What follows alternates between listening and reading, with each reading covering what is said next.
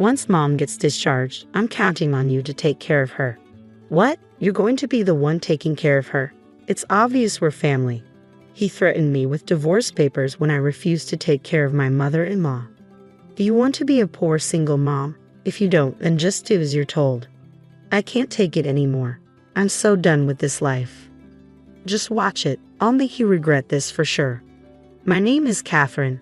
I'm 43. I live with my husband, Bob, and our high school-aged daughter, Emma. We get by on Bob's salary and the part-time work I do to support our family. We're not rich by any means, but we have a reasonably good life. Then one day, the worst thing happened. "Catherine, it looks like Mom has collapsed and has been taken to the hospital." "Ah, your mom."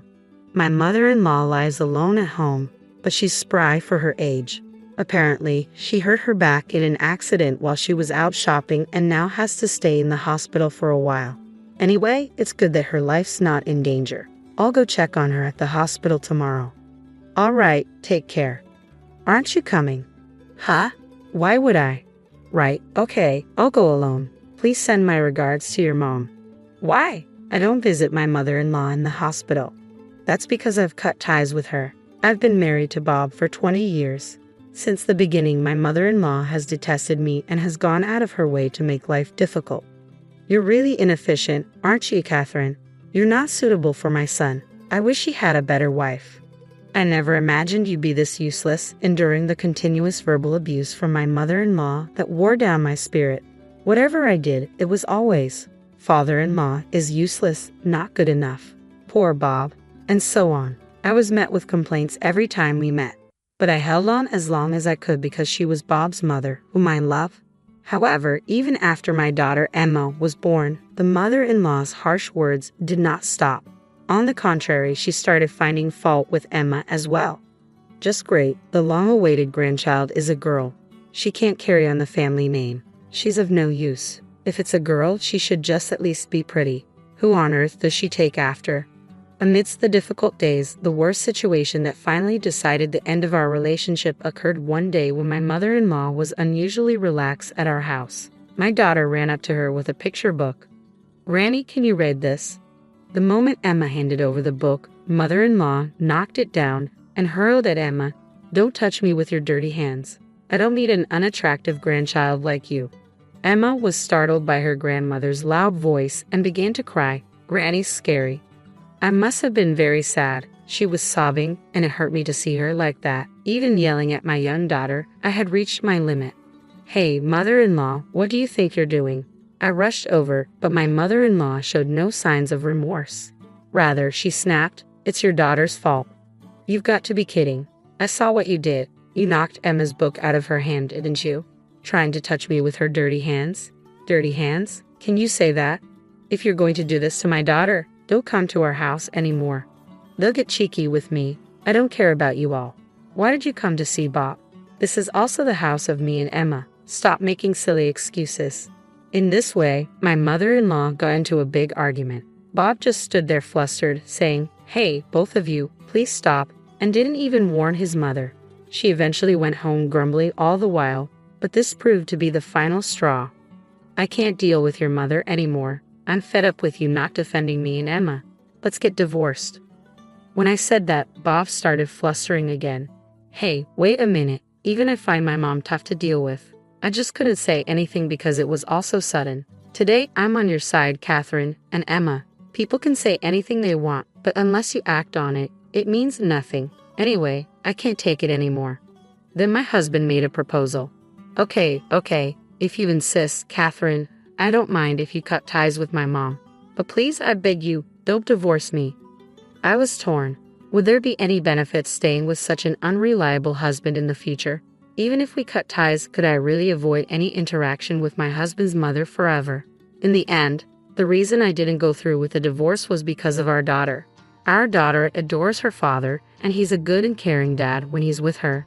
For our young daughter's sake, taking away her father right now wouldn't be right. So I decided to put the divorce on hold on the condition that I'd sever ties with my mother-in-law. But if anything else happens, I won't be lenient. I get it. I'll talk to my mom too. And with that, we reached an agreement, and I severed ties with my mother-in-law. I'll never let my daughter meet her grandmother again. That was a condition of our reconciliation. After 10 years, I can't forget what my mother-in-law did. As for visiting her, that's out of the question. Frankly, what happens to my mother-in-law isn't my business. A few days later, my husband came to me with a serious look on his face. Catherine, I need to talk. What is it?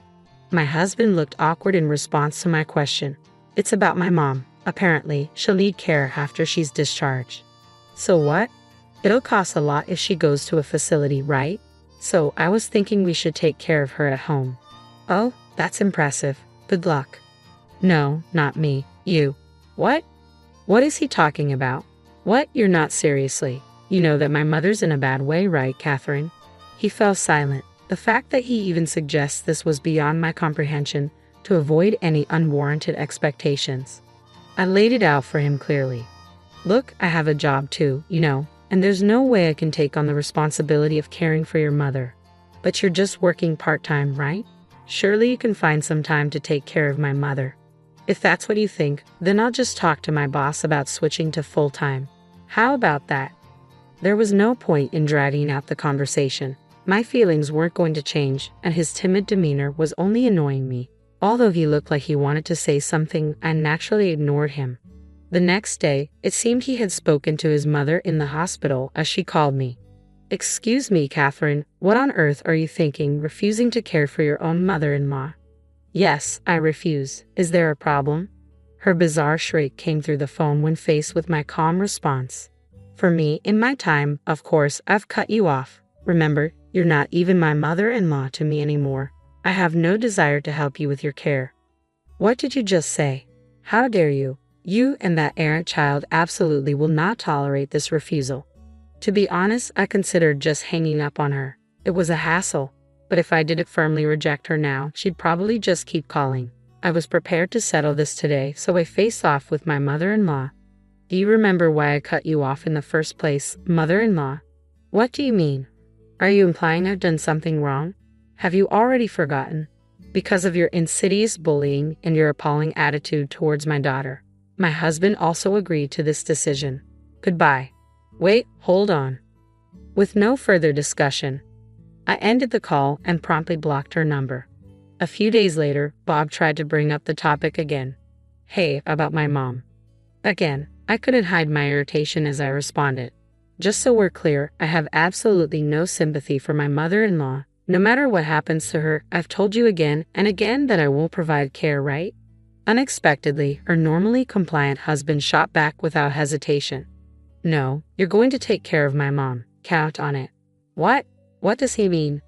I've repeatedly stated that I don't want to have anything to do with my estranged mother-in-law. Is he like a chicken forgetting everything after taking 3 steps? Count on it is not the response I want. I said I will provide care, remember? I fired back defiantly, but my husband is different today. No matter how much I argue, he persistently pushes back.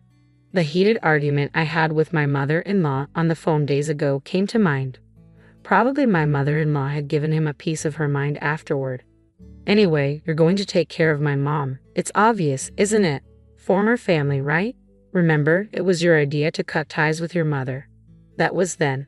My mom is now weak, and it's a different situation. She's not as energetic as she was after hospitalization. Yet you're still talking like a child. Childish? Me? The reason we're in this situation is because of that damn mother-in-law's childish harassment. And according to the conversation on the phone, your mother seemed pretty lively, didn't she? And even my husband repeatedly demands. I take care of his mother. I'm not going to back down. No matter what you say, I can't do what I can't do. And if it's that important to you, you can do it yourself. At that, her husband silently handed her a sheet of paper. What's this? Can't you tell? It's a divorce paper. To her shock, her husband had presented her with a completed divorce form. If you don't want to get divorced, take care of my mom. My silent disbelief only prompted my husband to pressure me more. You'd be in trouble if we divorce now, right? Emma will be a college student next year. You just a part-timer. Can't possibly survive if you divorce me now, right? If you don't like it, just do as you're told. The man who didn't consider my feelings, using our daughter as leverage to threaten me. I just can't continue being married to someone like this. It's impossible. The moment I was convinced of this, I felt my feelings for my husband quickly disappear. I'm going to end this. That's what I thought. Hey, are you even listening? You were all fired up just a moment ago. Now, a divorce is a reality. Are you scared? My husband looked down at me, laughing. My daughter came into the room, probably hearing us argue. Hey, I heard raised voices. What's going on? Then my husband started a tirade on Emma too. Oh, you're just in time. You'll be helping with your grandmother's care too. What? Why me? It's obvious, isn't it? She's your beloved grandma. You could at least help with the caregiving. I couldn't believe that they would impose my mother-in-law's care on my daughter without a second thought. I was so pissed off that I signed the divorce papers as fast as I could. What are you doing, Catherine? Isn't it obvious? I'm signing the divorce papers. I'll go submit them once I'm done. Perhaps he hadn't expected me to agree to the divorce so easily. Bob started to panic.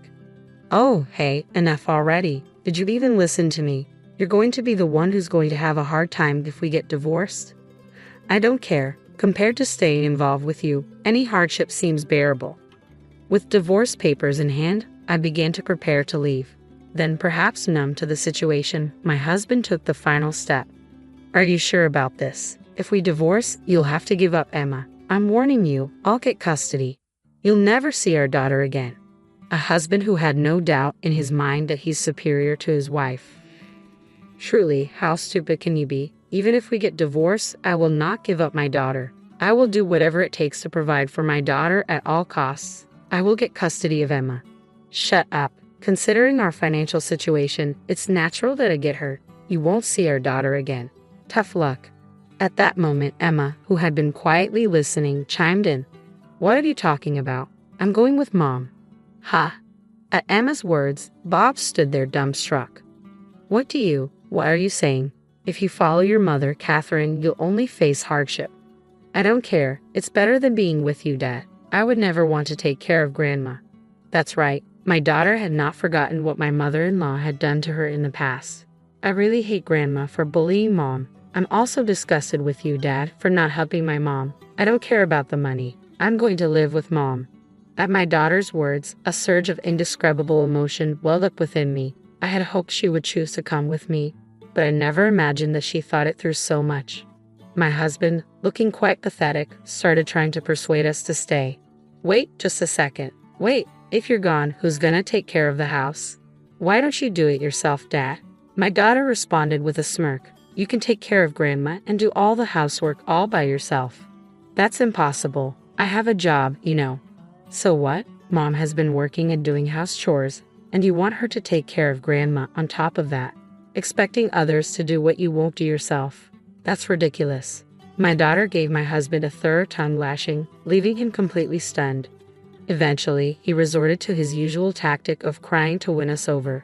Oh, why are you guys blaming me so much? I just asked for a little help with the caregiving. There was a time when we might have let it slide, but neither my daughter nor I have that kind of patience anymore. Looking at my crying husband, all we could do was shake our heads in disbelief. Let's go, Mom. Let's hurry up and pack our things. Right. My daughter and I each packed our belongings, took the divorce papers, and left the house. My husband kept crying, trying to stop us until the last moment, but of course, we ignored him completely. We submitted the divorce papers at the city hall, and our divorce was finalized. My daughter and I decided to live at my parents' house for a while. By the way, my family runs a flower shop. Right now, I am working part-time and helping out with the family's flower shop, trying to save money for my daughter's college tuition. My husband continued to contact me persistently even after that. Mom is throwing stuff at me. Help me. I can't handle it anymore on my own. Please come back. Since he was so annoying, I blocked his contact. Living with my ill-tempered mother-in-law every day must be quite a struggle, and it seems that my husband is having to care for her day and night without any sleep. Finally, my company has moved to shorter working hours, and my paycheck seems to be barely scraping by. If I had known it would come to this, I should have done whatever it took to put my mother-in-law into a facility. Well, it's too late to talk about what I should have done now. Besides, thanks to my husband making a fuss about caregiving, I'm able to spend these days with my daughter. I guess I should thank him for that bit. From now on, I want to live each day in cooperation with my cherished family. Isabella, a renowned designer known for her creation of simple yet elegant dresses for affluent women, dedicated all her time and energy to her craft. At 35, she resided alone in a spacious studio apartment, furnished with only a comfortable bed and a small table where she enjoyed her morning coffee. The majority of the space was dominated by a large table holding fabric samples and her beloved sewing machine, a faithful companion in her solitary journey. Her social life took a backseat due to a flood of clothing orders from prestigious brands. Having never formed a family, Isabella once came close to marriage, but fate had other plans. She sighed, setting aside a folder of fabric samples in her attic studio, located in an elite district. The windows remained uncovered, allowing ample daylight to filter in. Isabella rose, tying the belt of her crisp white silk robe, and approached the window. The evening city below sparkled with golden lights, and farther away, the bay gleamed with lanterns along the main promenade. Evenings brought a stark awareness of her loneliness, unlike the busy days filled with creativity and work. The glittering city beneath made her feel like an invisible comet traversing a desolate cosmic space. Isabella sighed again, shifting her gaze from the distant city to her reflection in the glass. Her dark curly locks framed her face, and round reading glasses suited her well. Bright blue eyes, inherited from her mother, showed barely noticeable crow's feet. Isabella still possessed the beauty of her youth, often surprising others who assumed she was no older than 28. However, she believed such compliments were mere flattery. Looking into her own eyes, Isabella saw the echo of years spent in solitude, feeling akin to an ancient crone. Initially, she fought against this feeling, attempting to combat loneliness by donning a long black dress and wandering among brightly lit expensive storefronts or dropping into noisy bars. There, she would order lemonade, immersing herself in the music that once brought joy when shared with Javier, her fiancé. Memories of Javier's lively face and chestnut eyes filled with love haunted her, yet she rebuffed attempts by others to introduce themselves during her outings. Eventually, the walks became unbearable, leading Isabella to abandon evening excursions altogether. Instead, she immersed herself in her work, watched black and white movies, read, or doodled in her sketchbook until the late hours. Isabella ran her hand through her hair, pushing away memories. Turning from the window, she glanced at the wall clock. A gift from designer Hugo Martinez, its black and white dial showing 10 minutes to 10. Another call was imminent. The unraveling of Isabella's story began 7 years prior, a few months after her failed wedding. Suffering from the sudden disappearance of Javier, her fiancé, on their wedding day, Isabella mourned deeply. Taken in by her sister Mercedes and her husband, Isabella spent days staring blankly at the floral pattern on the wallpaper in a small room under the roof. It was in that room, as night approached and darkness enveloped her, that something peculiar occurred. Her unlit room became a canvas for disjointed images from the past. Memories of laughter, discussions of dreams, and promises of love flooded her mind. She vividly recalled the first date, walks in the park, and evenings by the fireplace. The room echoed with the chime of the old family clock striking 10, coinciding with the illumination of the room by a cold bluish-white light. Her mobile screen lit up with an incoming call from an unknown number ending in 49, the same numbers associated with the house on San Martin Street, where she and Javier had planned to build a life together. A tear rolled down Isabella's cheek as the call ended, only to be followed by the same numbers lighting up once more. Intrigued and somewhat apprehensive, Isabella answered the persistent call, her heart pounding. Yet the only response she received was a haunting silence. The next evening, precisely at 10 o'clock, the routine repeated itself. A call arrived from a different number, yet the enigmatic digits 49 persisted. Pressing the answer button, Isabella faced the familiar silence on the other end. Faint, intermittent breathing seemed to linger in the background, but certainty eluded her. Like clockwork, every day at 10 o'clock, the unknown number would grace her mobile screen, delivering nothing but ringing silence. Despite confiding in her sister about the mysterious calls and being advised to involve the police, Isabella hesitated. A peculiar sense of comfort and hope accompanied these daily occurrences, inexplicably soothing her. 7 years had passed, yet Isabella continued to anticipate the call with the digits 49, as if the universe communicated with her in this cryptic manner. Today, precisely at 10 o'clock, the phone rang once more. Holding it to her ear, Isabella immersed herself in the symbolic silence for a moment. "Good night to you too," she whispered to herself, ending the call. As she prepared to place the phone on the bedside table, it vibrated again in her hand. This time, a familiar number graced the screen. Hugo's name. They had collaborated on a collection 5 years ago, and he had gifted her the watch. Aware of Hugo's long-standing affection, Isabella had maintained a strictly professional relationship. "It's odd that he's calling so late," Isabella mused as she answered. "Hello, darling, how are you?" Hugo's friendly voice greeted her. "Hugo, it's me. I'm fine. Why are you calling at this hour?" Isabella inquired. "No worries, not asking you out on a date." Hugo chuckled, putting Isabella at ease. It was always challenging for her to decline Hugo's invitations, but she valued their friendship. "Just hear me out," Hugo urged. "My manager called. We've been invited to a major business conference in the capital. Everyone will be there, understand. A golden opportunity to showcase our new collections, attract prestigious clients, and break into the international market." Isabella. The weight of the moment left Isabella momentarily speechless. "I don't even know what to say," she stammered. "What if I can't handle it?" A dissatisfied grumble emanated from the other end. "How can you not handle it? You're a pro. Where else would we find someone like you? You'll ace the collection presentation. I have complete faith in you," Hugo reassured, eliciting a grateful smile from Isabella. Hugo always knew how to support her. "But how did you manage to arrange this?" she asked, curious. "For Hugo Martinez, nothing is impossible," he chuckled, affirming his unwavering confidence. With wishes for a good night, Hugo hung up, leaving Isabella lying in bed, her mind buzzing with excitement.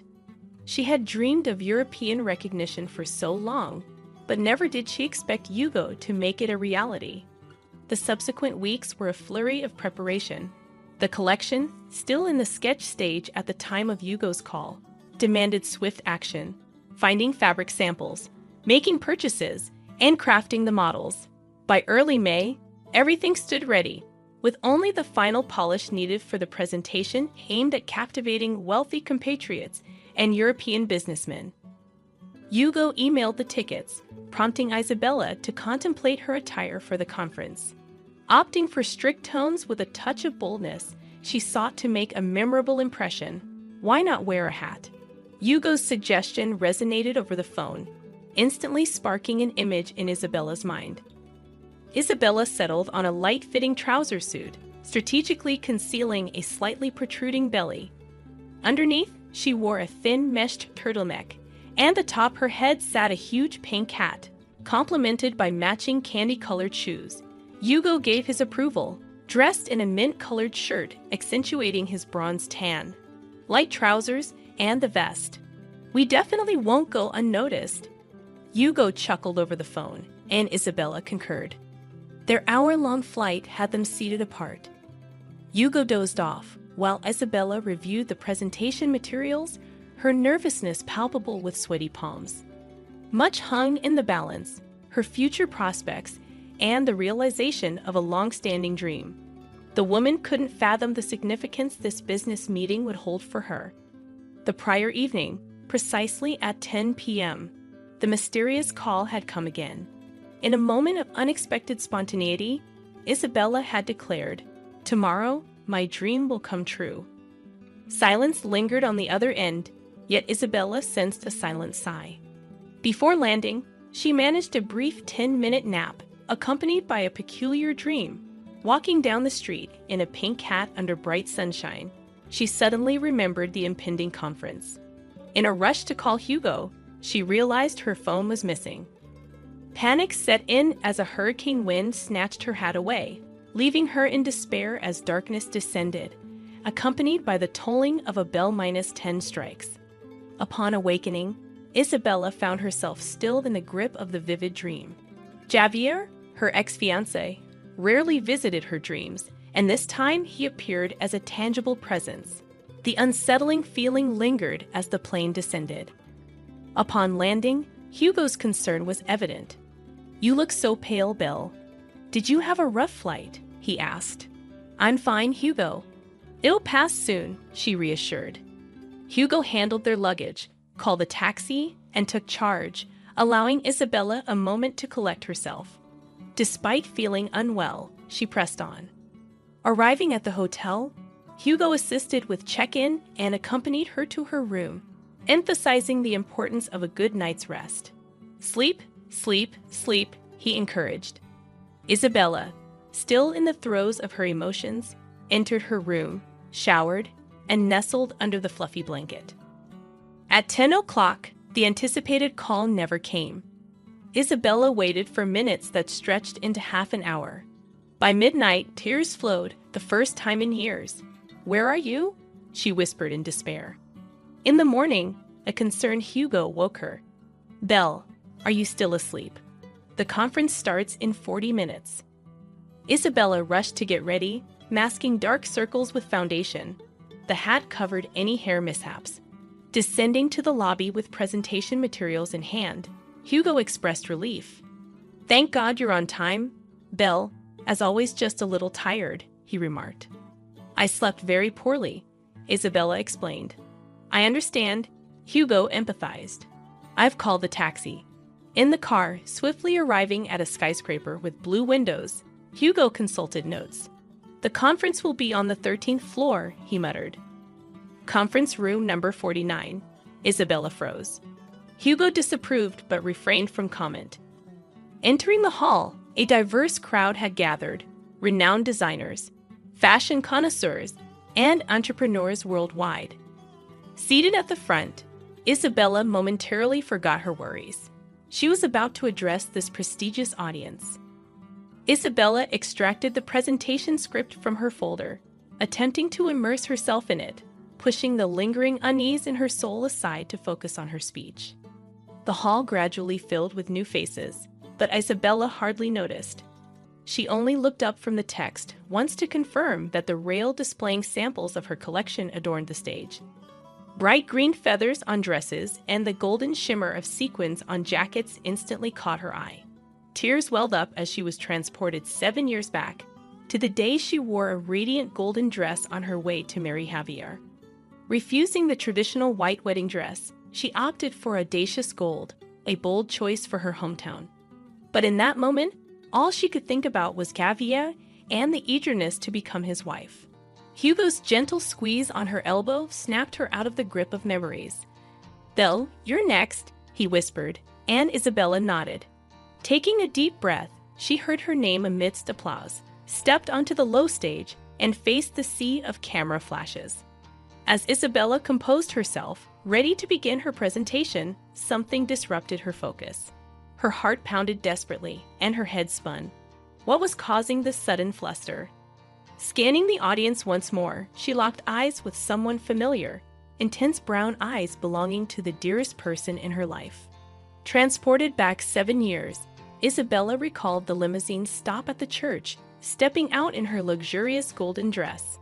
Her sister adjusted her hair as they ascended the wide staircase.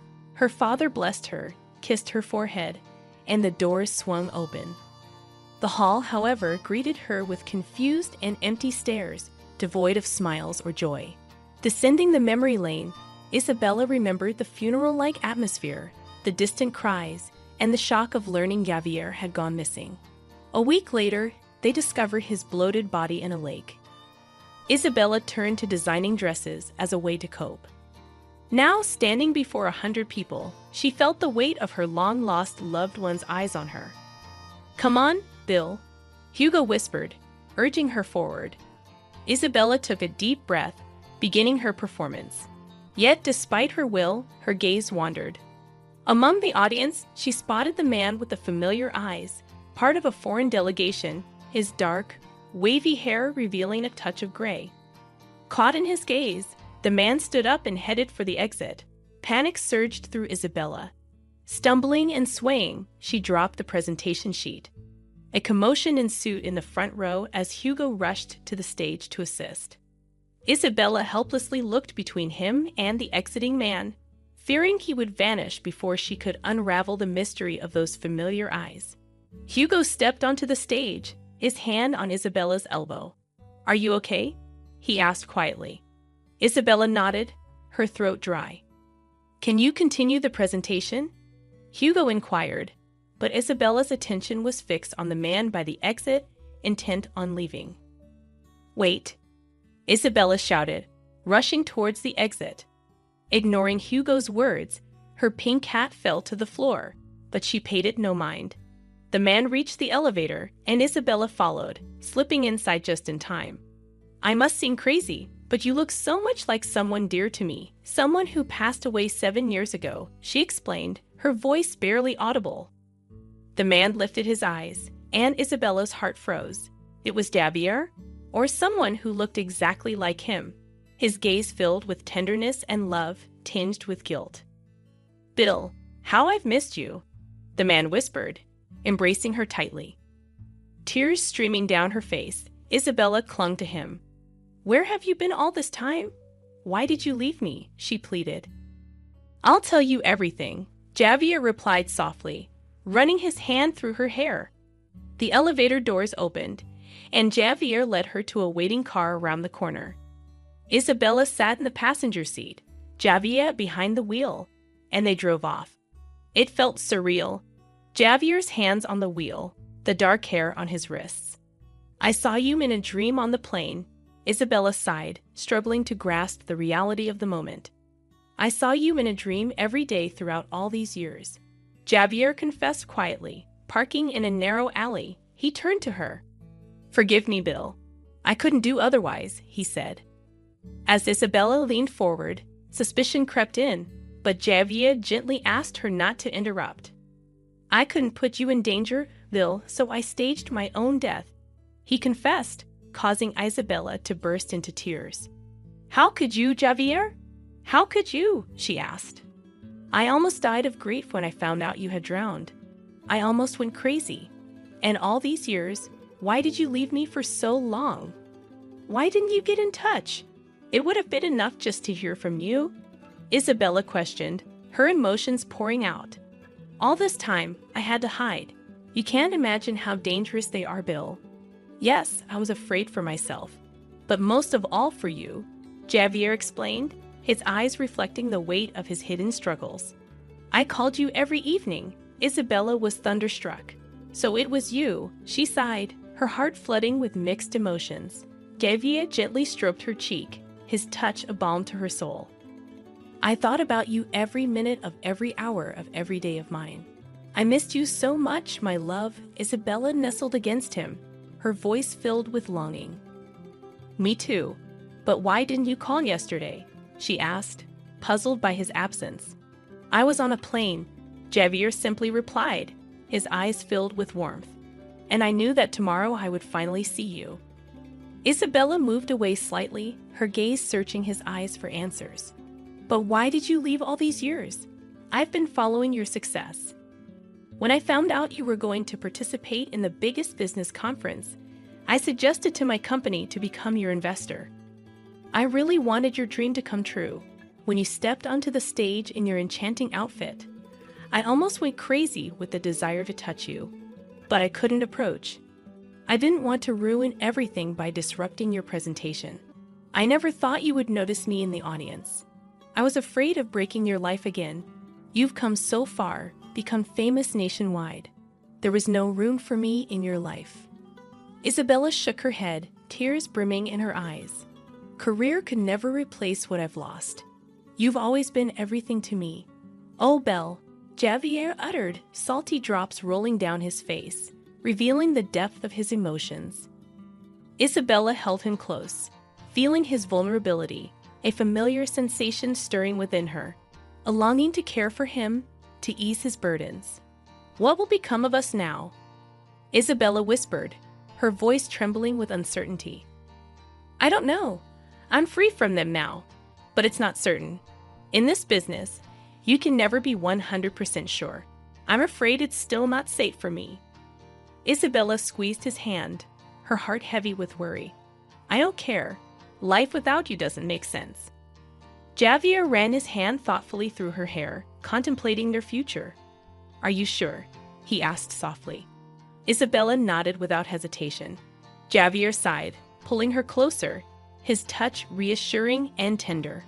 Then he kissed her, a promise of a new beginning, and started the car, embarking on their journey together.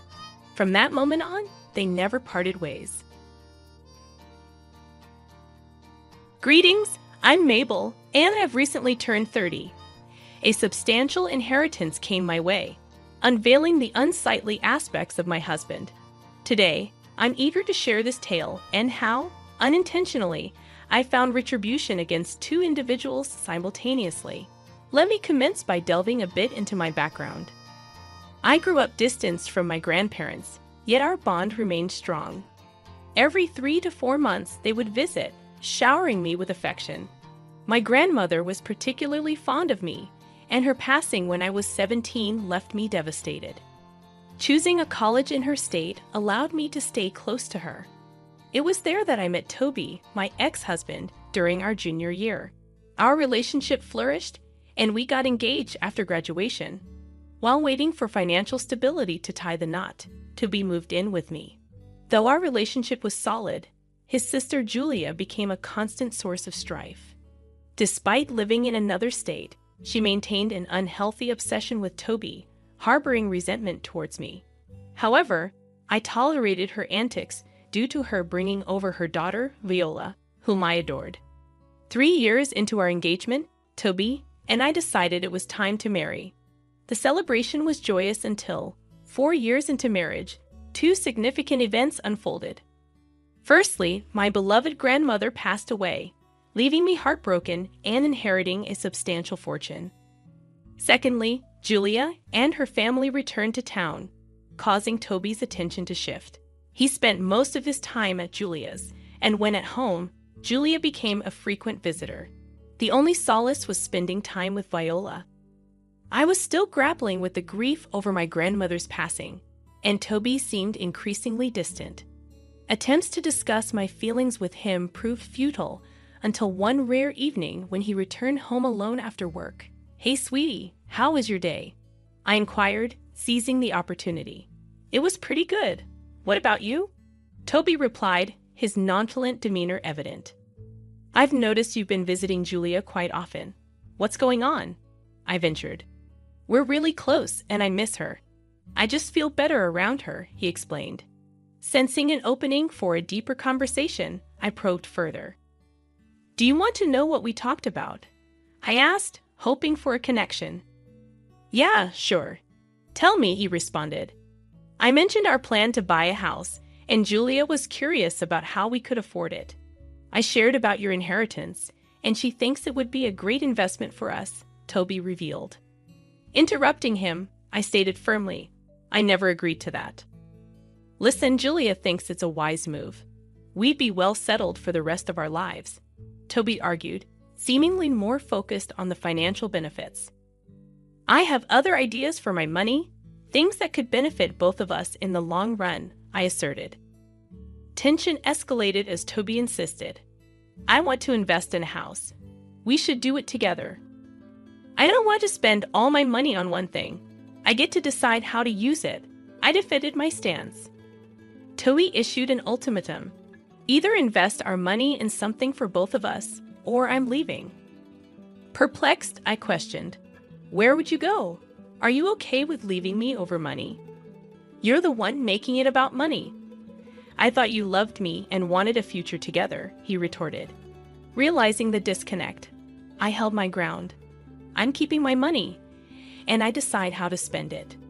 But if you're leaving over this, it's your choice. Toby distanced himself after our confrontation, spending even more time at Julia's. She stopped visiting, except to drop Viola off. Something felt off, and I knew I had to stand on my ground. every time Julia needed me to babysit Viola. I attempted to have a conversation with Toby about what was bothering him. Despite my multiple inquiries, he consistently brushed me off, claiming that nothing was wrong. Eventually, I gave up, deciding to wait until he was ready to open up. However, the situation took an unexpected turn when Julia dropped Viola off at my place one day for me to babysit.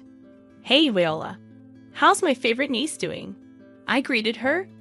"I'm your only niece, but I hope I'll always be your favorite," she replied. "Of course you will be. Anyway, what do you want to do today?"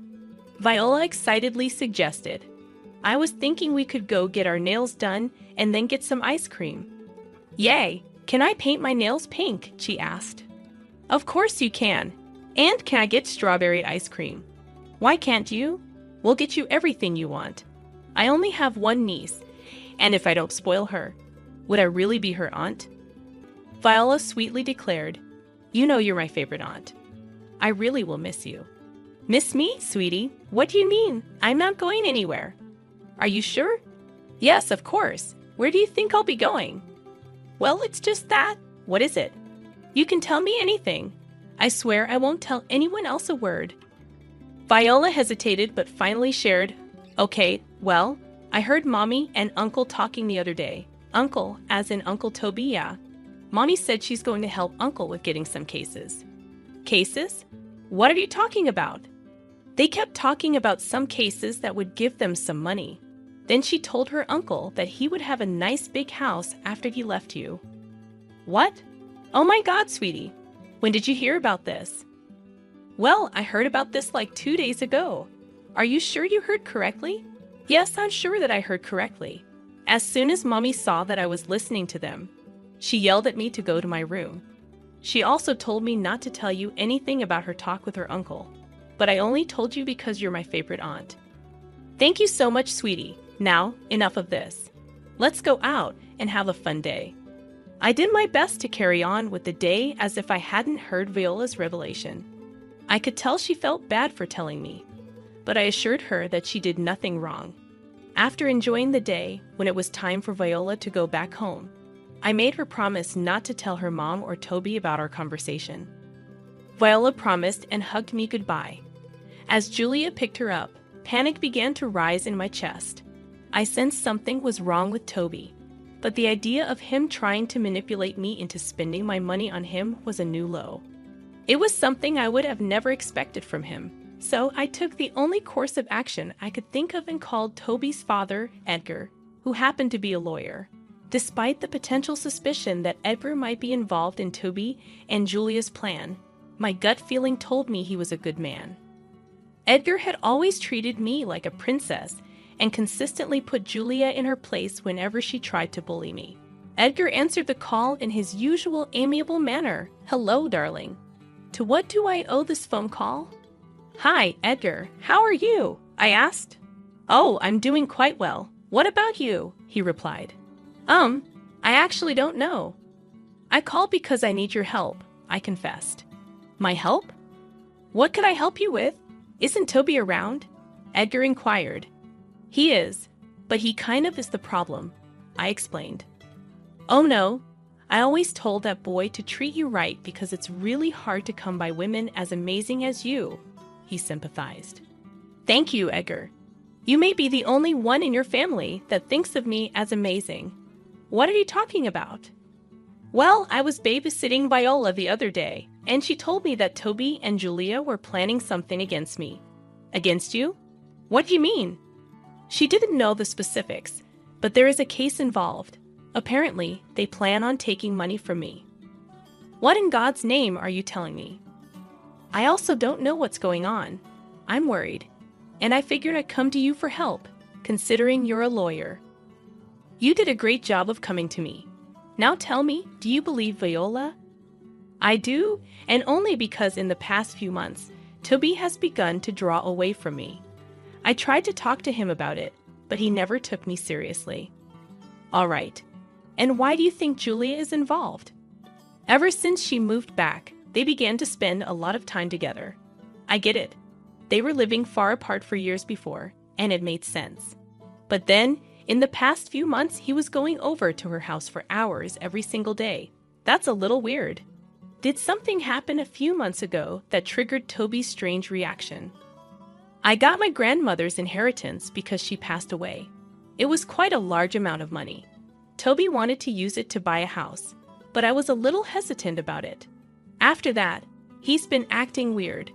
My guess is that they're going to try and get your money. First of all, I'm so worried that my children are doing this to you.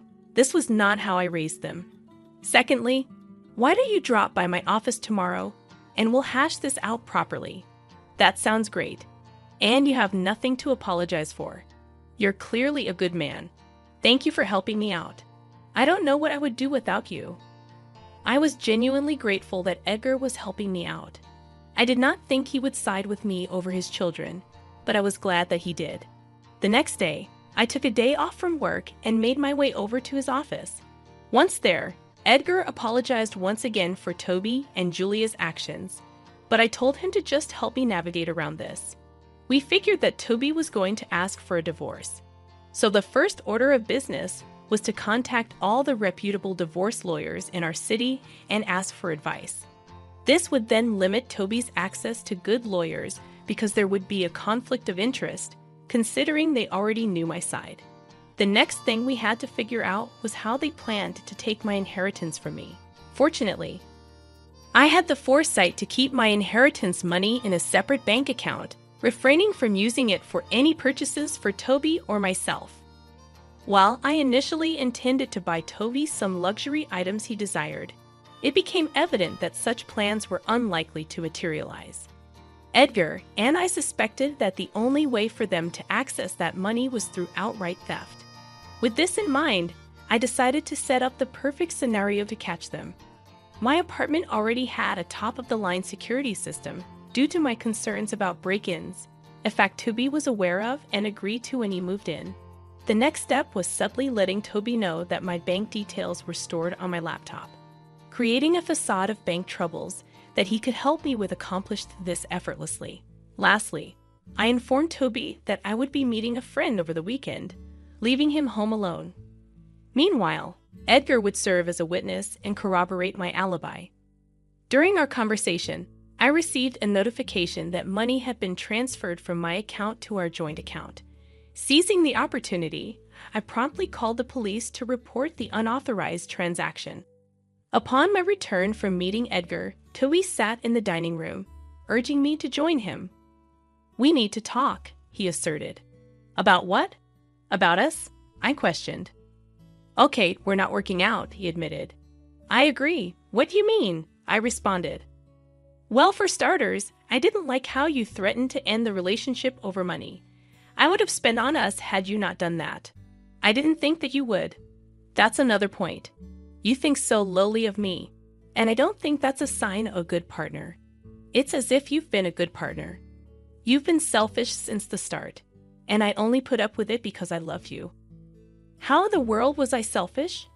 I helped you pay off your student loans first instead of mine. I supported you for a whole year when you didn't have a job. I sacrificed so much to make sure you were happy. The few times I didn't do what you wanted, I became a selfish monster to you. Don't act like what you did was some righteous thing. I would have done the same for you. Would you? You never helped me out when I was sick. Why would I think you would sacrifice your comfort for me when I really needed it? You're just trying to make me feel bad. No, and the last reason for not wanting to be with you is that I don't want to be with a lying, manipulative thief. What are you saying? Don't think I don't know about what you and Julia have been planning. I observed you transferring funds from my account to our joint account. I'm aware that you intended to split it during the divorce. Don't bother denying it. I've informed about everything. You've proven to be deceitful, and I see no reason to remain with you.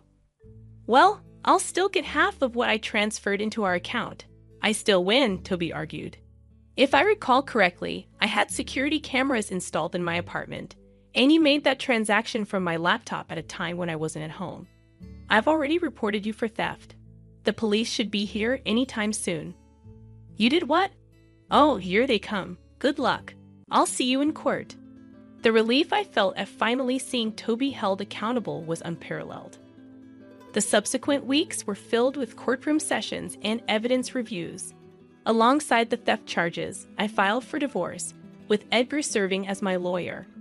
He fought vigorously to ensure that Toby paid appropriately for his crimes, and Edgar won the case.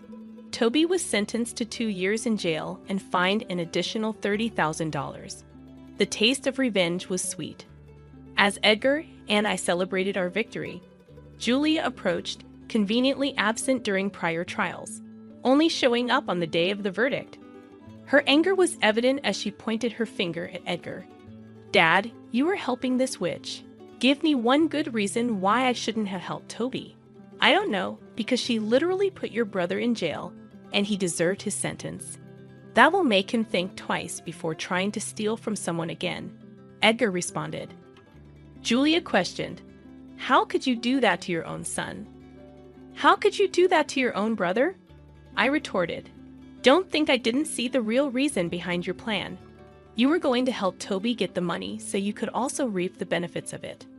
I was trying to give him a break from this jerk. You have no idea how toxic she is for him." "I don't think she was the toxic one, Julia. You were a bad influence on him, and he was stupid enough to fall for your little game. He's getting the punishment he deserves, and maybe now he'll think twice before ever listening to you. You know you're going to lose him this way." "He will never talk to you again," Julia stated. "Good, because I have no children, as far as I'm concerned," Edgar replied. "Don't be so dramatic. I'll be here, but I'm not happy with the way you treated my baby brother. As far as I'm concerned, neither you nor your brother are my children, because I know for a fact that this is not how I raised my kids." "What are you talking about?" "What I'm conveying is that I'm disowning both of you, and I want nothing to do with either of you." "You can't do that." "Actually, I can, and I'm going to do just that. This is all Mabel's fault. If she just thought of someone other than herself for a second, this would not have been happening. No, you should not have been so greedy. I was going to spoil Toby with all the things he wanted, but you had to interfere. You took away everything from him, and I hope you sit and think long and hard about what you did to your brother. Goodbye." I grabbed Edgar's hand and we left. We couldn't help but let out a chuckle at what had happened. I was happy that Toby got what he deserved, and that I was going to be free of his manipulative ways. I was also happy to see Edgar take my side. I did feel bad that it was because of me that he had lost both of his children, but he assured me that it was their own decisions that led to that. I took him out for coffee after, and we've maintained a good friendship ever since. Julia harassed me a bunch over text, and Edgar took it upon himself to tell Julia and her husband to leave me alone. Now this is where I unintentionally got revenge on Julia as well. You see, Julia's husband had no idea about Julia's involvement in what happened between Toby and me, so he called Edgar and asked him what happened and was shocked to learn about what Julia had done. Apparently, their marriage had been in the dumps for a while because of Julia's constant nagging that he never brought home enough money while simultaneously refusing to work. He did not like that she would go to such lengths and asked for a divorce. Of course, he also asked for full custody of Viola and managed to get almost full custody. Julia got custody for every other weekend. Not to mention she didn't get much through that divorce either, considering that he had her sign an ironclad prenuptial agreement before marriage. Julia only received a small amount of alimony for a set period, and she was kicked out of their house. Once again, she blamed it all on me, and if I'm being completely honest, I was a little happy to see the way she got what she deserved. She tried to meddle in someone else's life, and she paid the ultimate price for it. Not to mention, I got to see Viola still because she loved me, and Julia's ex-husband could not say no to Viola. He was very apologetic for what Julia did, but I reminded him that he had no idea, so he had nothing to apologize for. And before you ask, yes, I am spoiling Viola senseless. As for me, my life is only getting better. I got a promotion at work and also decided to hire an accountant to help manage all my finances. I had invested my money in a few places, and it's only a matter of time before I get my returns on those.